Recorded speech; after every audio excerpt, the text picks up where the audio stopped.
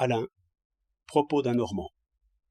À la campagne, quand la nuit vient, c'est alors que les citadins font des récits sur la peur. Le plus souvent cela est mauvais pour tout le monde, car imaginer seulement qu'on a peur, c'est déjà avoir peur. Le mieux est donc de ne pas penser à la peur.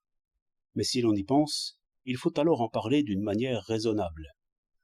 Ainsi faisions-nous l'autre soir à la clarté des lampes, pendant que le vent errait dans le jardin. Le philosophe dit: la prévision d'un danger n'est pas la peur. Elle peut aller sans la peur peut aller sans elle. Et c'est justement lorsqu'elle est sans raison que la peur se produit à l'état de pureté. C'est alors aussi qu'elle est tout à fait sans remède. Qu'est-ce que c'est donc? Une maladie? Sans doute, mais une maladie qui se nourrit d'elle-même. La première étincelle de peur nous fait peur, et allume bientôt toute la peur.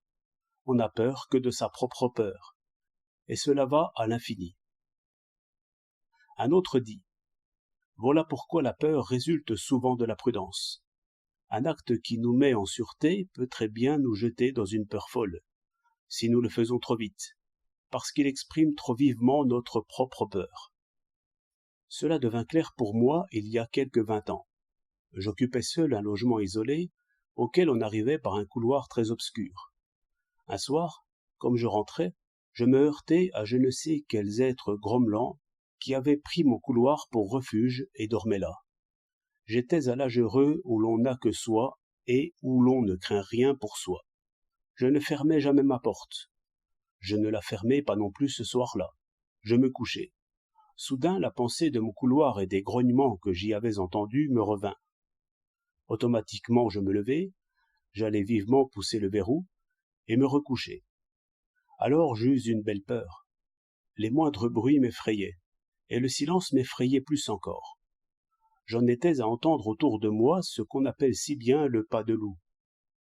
Dans ce désarroi, je cherchais pourtant à me comprendre et à renouveler jusqu'à la vraie cause. Elle m'apparut dans un éclair. Je me levai, j'allai tirer le verrou que j'avais imprudemment poussé. Je me recouchai, et je dormis très bien. 17 août 1907.